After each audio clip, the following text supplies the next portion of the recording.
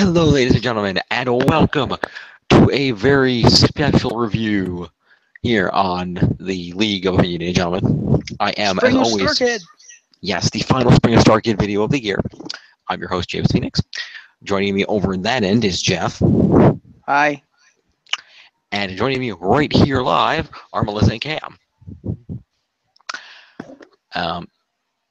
Just FYI, if you can't tell, we're at a hotel room because we're at Kineticon in Hartford this weekend. So, you got to grab your. Oh, yeah, I thought you had your badge there. Oh, you know your badge there. Grab that. Okay, I'll cover your last name there. Boom. Nice. Also, quick thing, real quick. Take a look right there behind Deathstroke. Ah, nice. We thought that was cool. We're having some feedback issues, so we're going to pass this microphone and my headset around as we talk. So we're going to have to, it'll be a little awkward, but we're going to make it work because there was just too much feedback. We tried to run it on speakerphone for some unbeknownst reason. So we're going to try to avoid that. So we are here to talk about, again, we're going off to these Starkid offshoot, the Tin Can Brothers, of course, Joey Richter, Corey Lubowich, and Brian Rosenthal. And we're going to talk about their hit short film, Flopstoppers. A short film about two young men who are given the opportunity to rectify a bad movie made about their favorite superheroes. Let me, has a number of other performers, A.J. Holmes being one of them, also of Starkid. A random A.J. Holmes appeared. Let me see. I don't know if there's a Wikipedia page for this or not. I should check that beforehand.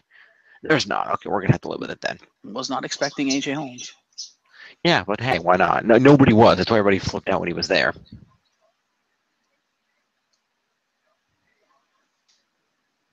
He's Anyways, back.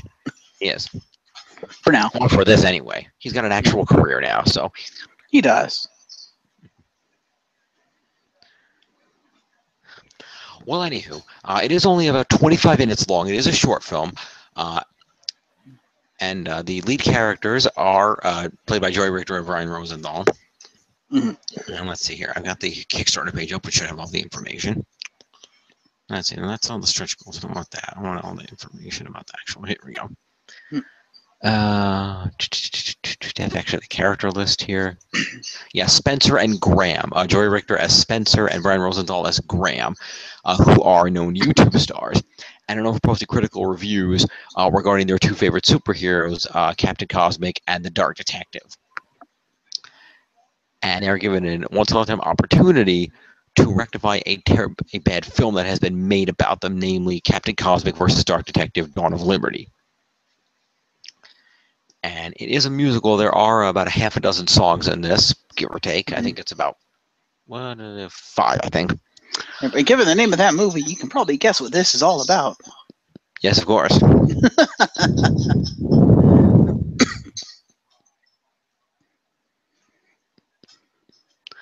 Yeah, unfortunately, I don't see a list of the other performers, which is rather frustrating. Let's see. Let's see if I can find. Let's see.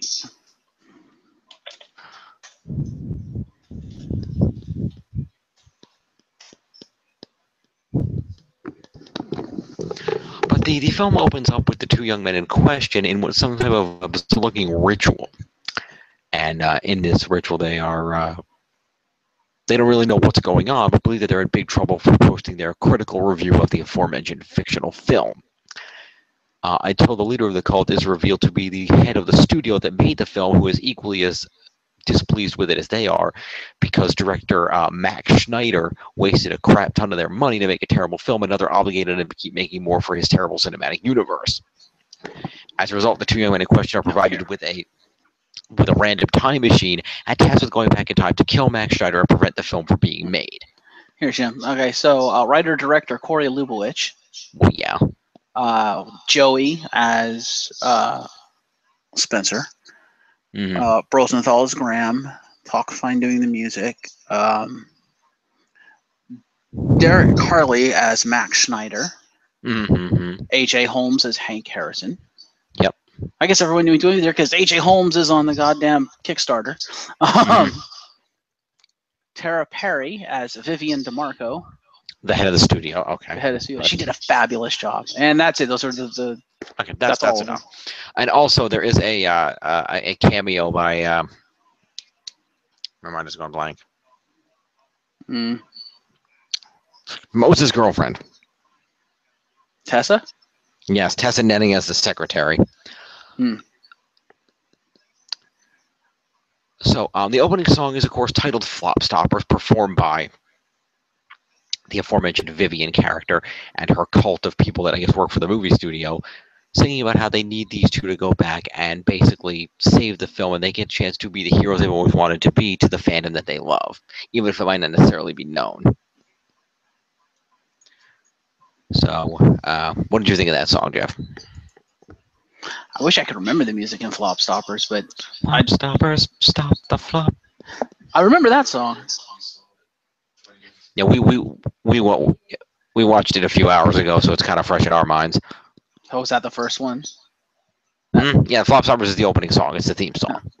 I love that song. It's a great song. It's a good song. What did you think? I thought it was definitely a great start to the film. Got the film going. You know, I think so. What about you? I'm a big fan of Kung Fury and anything 80s. It's beeping. Is that normal? Holding the volume up with your thumb. Oh. I broke the review. Can you hear me now? Mm-hmm. But you're going to have to plug in, Jim. As I was saying, I'm a big fan of Kung Fury and anything 80s, and the opening Flop Stopper theme is dripping with 80s, so anything 80s I like. Back to you, Jim. Thank you. So yeah, it's a great song, and it kind of sets you up. One thing interesting about this film, because it is a short film, they do just kind of abruptly go from scene to scene to scene to get the songs in that they want. There's not a lot of flow, but it doesn't need to be because it still tells an effective story. This was kickstarted, by the way, for $20,671, and they actually originally screened it at both the Buffer Fest 2016 in Toronto and the Newport Beach Film Festival in 2017. So that's cool. You can get the soundtrack on iTunes now. Indeed, that you can. So check that out. The lyrics to those songs are actually on the Tin Can Brothers website, tincanbros.com/flop-stoppers-lyrics. Mm-hmm. I'll bring that up just when you have the song list handy. Not that I don't remember it, but anyway, the second song, as the two gentlemen go back in time and arrive at the studio, Supreme Studios, filling in for Warner Brothers here, and have hesitation about their task to kill Max Schneider when they are kind of blinded by his arrival at the building and then run into past Vivian, and when Joey's character, Spencer, not thinking fourth dimensionally, tells Vivian they want no part of the deal anymore to change their minds. She mistakes this for him refusing to get her coffee and offers, and because of the balls it took to do that, offers to have them in on the pitch meeting. And once in the pitch meeting, Max Schneider sings a song called Rich With Me about how he doesn't really care about the source material or about what it means to the nerds, because he knows as long as it's got the two characters in it, the nerds are going to come spend their money on it, and they'll make oodles of cash on both the movie and merchandising and everything else they're going to do with it. And how he's also, because he can turn anything into money and doesn't have to care about it. What do you think of that song? I think it was very well written, and I think that this whole thing is just genius, the Flop Stoppers, and I would totally buy all of that shit coming out of Snyder's mouth. If Zack Snyder actually said that, I'd be like, nope, I buy it. Fair enough. It's actually 4 songs. I miscounted. Well, after this meeting goes down, when Graham, Brian's character, does pull the gun on Schneider, Schneider basically talks him down, saying, "Are you really going to go through with this? Because let's face it, you're not a killer. I know you're not a killer, and you know as well as I do that if you do that, all that's going to do is make me a martyr for the film, and that's just going to sell the film even harder." Mm-hmm. But as he talks about this, he mentions the book written by Hank Harrison, a play on Grant Morrison, of course. famed comic writer Grant Morrison, and Right. so he makes up mentioning the source material, which he has a copy of that he destroys and turns into money. And so, when the reference comes up, Spencer suddenly has an idea and pulls out the time machine, and the two young men travel back to an indeterminate point in the past when Grant Morrison is still working on writing Harrison. comic. Yeah, when Hank Harrison, the Morrison stand-in, is still working on writing the comic in question. With these Mike, closer to mouth. It's right here, dude. Okay, well, it sounded like you were far away. Well, that sounded wrong. At any rate. Yeah, plus we can't talk very loudly, so deal with it. Or maybe when you're talking, put it on. Yeah, all right, why not? So as I was saying, they go back in time and they run into Hank Harrison, with Spencer's intent being if it's the product is doomed to be ruined, I'd rather the product not exist at all, intending to kill Hank. But Hank sings a great song called "Be the Hero," talking about a point when in the comics when a similar thing happened where Dark Detective had to make a hard decision, and he'd make a certain one. He spent a long time regretting that decision, and convinced that sometimes you have to decide between good or evil, and you have to be the hero, even if being the hero is the harder thing to do. And after that song inspires them, they know they can't go through with this. They decide to hell with all of it. Let's let the movie get made. It's not the end of the world. Spencer throws their treatment script for the movie in the garbage, and they decide to just go back to the present. And sure enough, the movie gets made. It's got a terrible rating, but it makes tons of money. And they end the production with a song entitled "Just a Movie," about how it's only a movie. It's not something. Well, before I go that far, thoughts on "Be the Hero," guys? Well, that scene of Be the Hero, which I will say, spoilers, I love that scene. The scene, because they also had this in that scene when they asked him, can we have a selfie? And he's like, what's a selfie? And he's like, oh, well, it's a picture. A photograph. No. Yes. No. Only because I don't want to. Because he doesn't want to mess with the space-time continuum. So I just thought that scene was absolutely hilarious and perfect. Your thoughts, Cam? Have you guys seen any of Starkid's earlier stuff yet, or have you not started going through their catalog? A little bit of Potter. Okay. We still got a ways to go, but You did a little bit of the first one? yeah, we're gonna do it. So the reason I ask is because there's two perspectives here. Jim and I, having seen the entirety of Starkid's 6-year catalog, well, actually it's like 8 years now, but having seen that, we've seen AJ Holmes, so we kind of knew what to expect from when he showed up, which of course, freaking amazing. But for you guys, because you haven't seen any of AJ Holmes' stuff in the earlier Starkid stuff, this was your first exposure to him, so you were probably looking at him differently than we were, his performance and everything. You could say that, yeah. I just really liked it.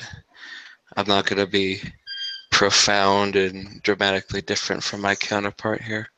It was cool, and the no that he said, like she said, was funny, and the whole time travel gimmick going on here is interesting, and the whole moral of the story is interesting too, but we haven't gotten to that yet. So yeah. This musical number was great, as always. Again, AJ Holmes, I mean, come on, musically he can basically do no wrong.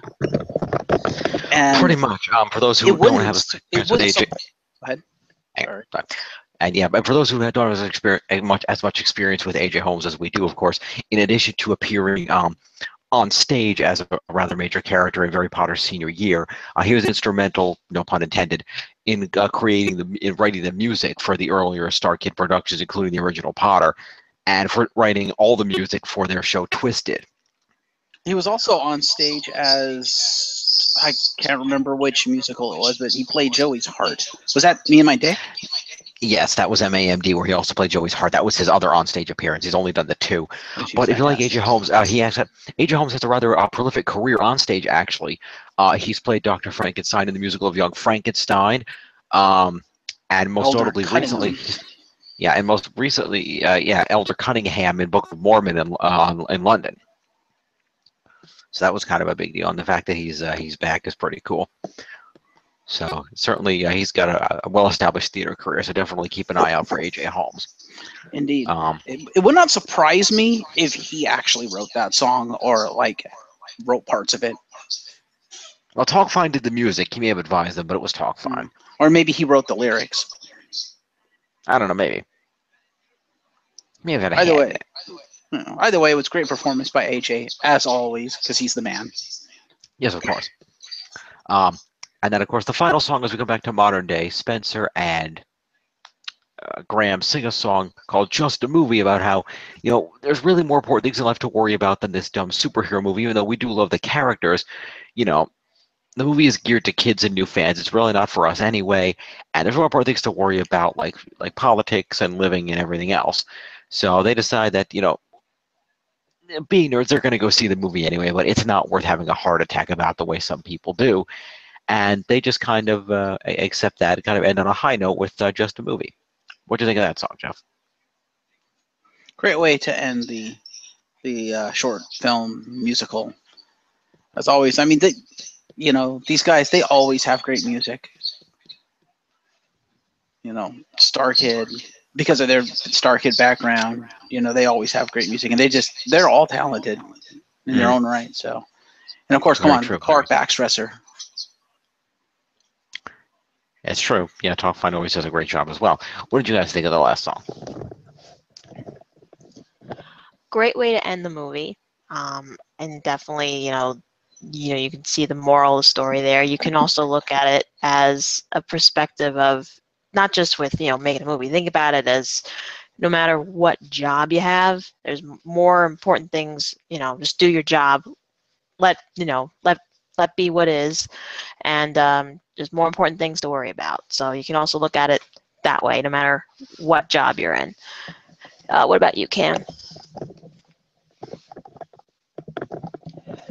I liked it too, and I agree with it. Life's too short. So what if they got a detail wrong or changed part of the story? Like they said, the audience is not the determined, knowledgeable, say nerdy people. Most of the time, they want to make a lot of money, and if you enjoy it, you enjoy it. You don't, you don't. Don't get in a rage over it. Just go with the flow. I'm in a rage. That's a Harry Potter reference. You guys don't get that yet because you haven't seen the Potter musicals. Also, as Dylan Saunders said, it goes back basically to what they had Dylan Saunders say in Harry Potter Senior Year. What's the big deal? It's only a movie. Yeah, pretty much. You'll get that later too. It's very true. But overall, the ironic thing is, as pointed out even in the short film, their rival Magnificent Studios is putting out hit after hit that both fans and audiences love. So,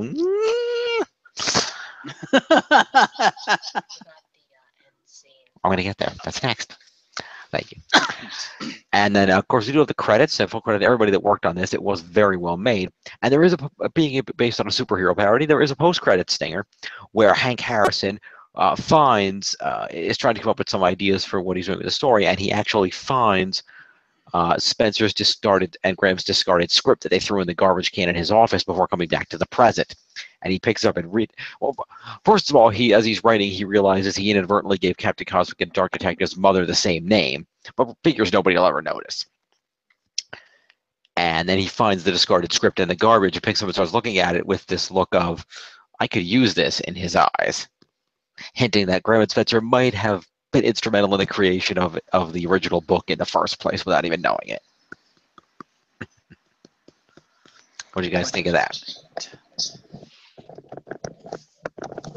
Whoops. But no, that was a great end credit scene. That was just hilarious. That's a twist, I'll say. What about you, Cam? The twist. He reminded me of Back to the. He just muted. Button again. There you go. Try now. I'm learning your headset. I got it now. Testing it out. Log again. It reminded me about Back to the Future. I love Back to the Future and time paradoxes and creating yourself. Like, spoiler, Marty was almost dating his mother, and then he might have disappeared if his mother and father didn't get together at the dance. And those time paradoxes are always interesting.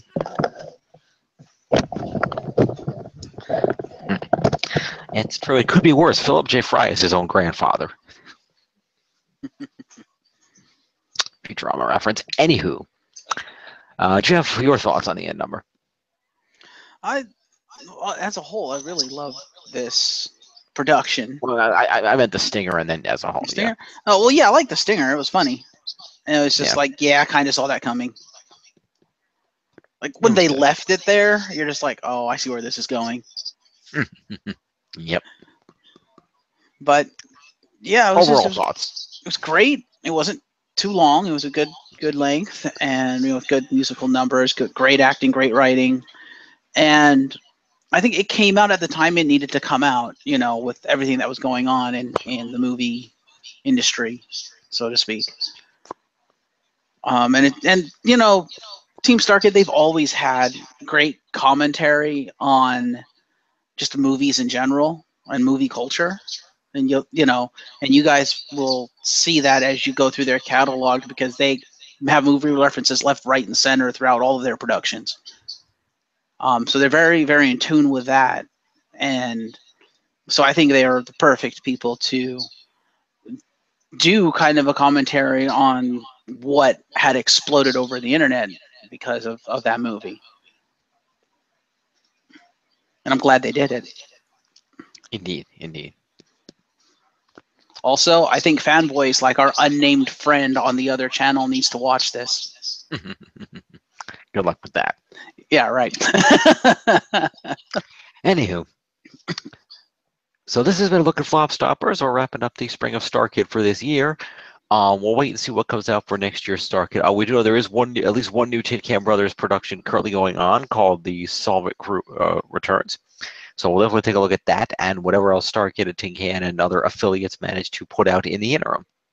And then also for next year's Spring of Starkid, we'll be doing a look back at Starkid's catalog with Melissa and Cam, who will have seen them for the first time. We could get through some of those musicals. We could definitely film some of those reviews as well. All right. Well, thank you two for joining us. Thank you for having us. Thank you. We're a captive audience. And thank you, Geoff, as always. Absolutely. And until next time, we'll see you later.